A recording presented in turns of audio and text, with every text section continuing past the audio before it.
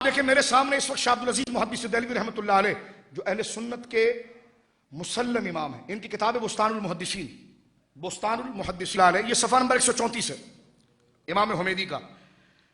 حمیدی نامی دو محدث بہت مشہور ہیں، ایک تو وہ ہیں جو امام بخاری کے استاد، تشبہ نہ ہو تو یہ دو حمیدی ہیں، میں بعد والے حمیدی کو پڑھ رہا ہوں، اور ان کا وصال جن کو میں پڑھ رہا ہوں ان کا وصال 486 ہجری میں ہوا ہے، 48۔ پہلے والے جو امام حمیدی ہیں وہ مسند حمیدی سے مشہور ہیں، ان کی وہ کتاب ہے، لیکن یہ جو حمیدی ہیں ان کی کتاب ہے الجمع بین الصحیحین للحمیدی، انہوں نے بخاری مسلم سے حدیثیں لے کر جمع کی ہے، اور اس کتاب کو کہتے ہیں کتاب جمع بین الصحیحین، کہ امام بخاری امام مسلم سے حدیثیں لے کر انہوں نے ایک مکمل کتاب بنائی ہے الجمع بین الصحیحین کے نام سے۔ یہ 4 صدی ہجری کے بزرگ ہیں، ان کی شان اور عظمت کیا ہے ان کے بارے میں باقاعدہ شاہ عبدالعزیز محدث دہلوی نے لکھا، ذرا غور سے سنیے۔ فرمایا 17 ذی الحجہ 488 ہجری میں حمیدی کی وفات ہوئی۔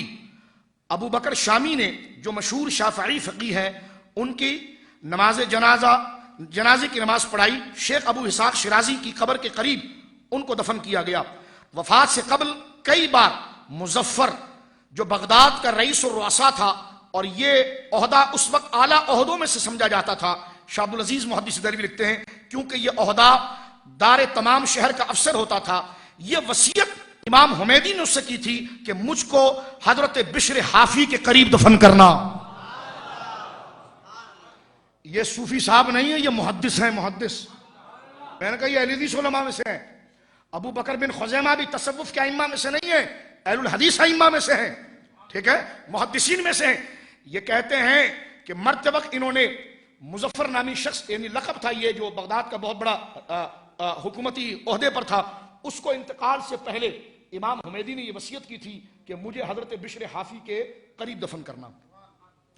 اس نے کسی وقتی معنی کے سبب، یعنی کوئی ایسا مصروفیت اس کی ہو گئی کہ ان کی وصیت کے خلاف اس نے عمل کیا اور کہیں اور دفن کر دیا۔ شاہ عبدالعزیز محدث دہلوی لکھتے ہیں تو یہ خواب اس نے دیکھا کہ حضرت امام حمیدی مجھ سے اپنے اس کام کا گلہ اور شکایت کرتے ہیں کہ میں نے تجھے کہاں کا کہا تو نے کہاں دفن کیا۔ انہوں نے خواب میں یہ نہیں کہا کہ بخشے گا خدا تم یہاں دفن ہو یا وہاں دفن ہو، کیا ہوتا ہے ہاں، لیکن آپ سنیے محدث کی آرزو دیکھیے۔ وہ کہتے ہیں کہ جب بار بار وہ خواب میں آئے تو ناچارہ ماہ سفر 491 ہجری 491 آپ کو اس جگہ سے منتقل کر کے حضرت بشر حافی کے قریب دفن کیا گیا۔ جو میں نے پڑھا نا آپ کے سامنے بشر حافی کا، یہ ابن تیمیہ کے شاگرد امام زاہبی نے تذکرہ الحفاظ میں بھی لکھا ہے۔ یہی بات تذکرہ الحفاظ کے اندر انہی کے نام کے ساتھ حمیدی الجمع بین الصحیحین، آپ تذکرہ الحفاظ دیکھیں گے، کوئی کہے گا یہ شاہ عبدالعزیز حنفی ہے، انہوں نے لکھا ہے، میں نے کہا یہ ان سے تقریباً 500-600 سال پہلے زاہبی نے تذکرۃ الحفاظ ان محدثین کے حالات جو حدیث کے اندر بڑے مستند تھے، تذکرۃ الحفاظ، اس میں امام حمیدی کو جمع کیا، اور جمع کرنے کے بعد یہی واقعہ امام زاہبی جو ابن تیمیہ کے شاگرد ہیں بغیر کسی انکار کے، بغیر کسی رد کے انہوں نے لکھا کہ ان کی یہ خواہش تھی کہ ان کو بشر حافی کے قریب دفن کیا جائے۔ خواب میں وہ آئے اور خواب میں آنے کے بعد ان کو قبر سے نکالا گیا اور حضرت بشر حافی کے قریب دفن کیا گیا، اور امام زاہبی نے اس کے بعد کوئی تبصرہ نہیں کیا۔ اور یہ کتاب مشرکین کے بیان میں نہیں، حفاظ جو اعلیٰ درجے کے سرکار کے شریعت کے پابند اور حدیث پاک کے محافظین اور عالم علماء ہیں، ان کے حالات کو اس کتاب میں جمع کیا گیا تذکرۃ الحفاظ میں۔ تو یہ شاہ عبدالعزیز صاحب کا ہی حوالہ نہیں، اس کے اندر بھی موجود ہے، کیونکہ وقت زیادہ ہوا ہے اس لیے میں اس کو نہیں پڑھ رہا، شاہ عبدالعزیز صاحب کو پڑھ رہا ہوں، لیکن حوالہ میں آپ کے سامنے یہاں پر پیش کر رہا ہوں۔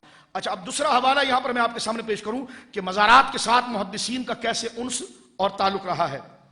درود پاک پڑھیے۔ تاریخ بغداد کا آپ نے نام سنا ہوگا، ایک کتاب ہے تاریخ بغداد، یہ وہ عظیم کتاب ہے جس شخصیت نے مرتب کیا ان کو خطیب بغدادی کہا جاتا ہے۔ کیا کہا جاتا ہے؟ یہ بہت بڑے عالم تھے۔ ان کے بارے میں شاہ عبدالعزیز محدث دہلوی بستان المحدثین میں لکھتے ہیں، کیا لکھتے ہیں؟ خطیب بغدادی کون ہے؟ خطیب بغدادی وہ جنہوں نے تاریخ بغداد لکھی تھی۔ ان کا حال کیا ہے؟ بہت لمبا ترجمہ ہے، میں اس میں صرف ٹو دا پوائنٹ پڑھ رہا ہوں، ورنہ پورا ان کا واقعہ پڑھنے جیسا ہے۔ فرماتے ہیں کہ یہ جب حج پر گئے تو حج پر جانے کے وقت انہوں نے زمزم پیتے ہوئے 3 دعا کی تھی. شاہ عبدالعزیز صاحب لکھتے ہیں زمزم پیتے وقت 3 دعا کی، اور اس لیے کی کہ زمزم پیتے وقت دعا مقبول ہوتی ہے. 3 مرتبہ اس مبارک پانی سے سیراب ہو کر خدا تعالیٰ سے 3 چیزوں کی دعا کی. اول یہ، اے اللہ تاریخ بغداد کو ایسی مقبولیت دے کہ لوگ اس کی روایت کریں. کیا دعا کی انہوں نے؟ یا اللہ جو میں نے کتاب لکھی ہے تاریخ بغداد، اس کو بڑی مقبولیت دے، ایسی مقبولیت دے کہ لوگ اس کو باقاعدہ پڑھیں، اس کی روایت کریں، اس کے حوالے آگے بڑھائیں، اس کو بطور روایت کے سے استدلال کیا جائے. دوسری دعا یہ کی کہ جامع منصور میں جو بغداد کی بہترین جگہ ہے، تعلیم حدیث اور اس کے املا میں مشغول رہوں، یعنی اس ادارے میں رہوں اور مجھے حدیث شریف کی خدمت کرنے کی توفیق ملے. اور تیسری دعا ذرا سنیے، تیسری دعا کرتے ہیں کہ میری قبر حضرت بشر حافی سے متصل ہو. بولیے سبحان اللہ. ایسے بولتے ہیں اللہ کی شان میں، بولیے سبحان اللہ.